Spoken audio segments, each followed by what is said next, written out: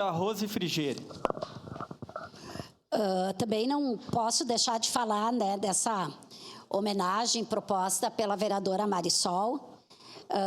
Marisol, ela está perto do teu aniversário, mas está no dia do meu, tá? 13 de abril, dia da juventude e do beijo, um dia muito bonito para aniversariar. Além do hino nacional, né, para homenagear todos nós patriotas. Mas eu acho que eu, assim como o vereador Rafael, eu também acho muito importante essas homenagens.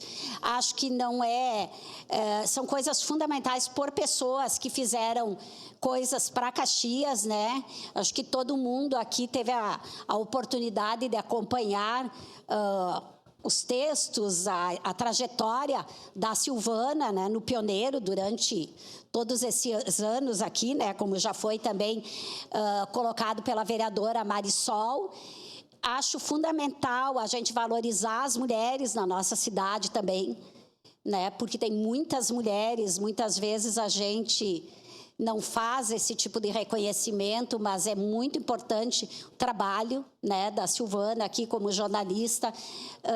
Acompanho, acho, desde sempre, né, conheço a Silvana desde sempre. Então, com certeza, é uma homenagem justa, necessária e fundamental aqui para a gente, né, para a cidade de Caxias, esse reconhecimento. Era isso, senhor presidente. Obrigada.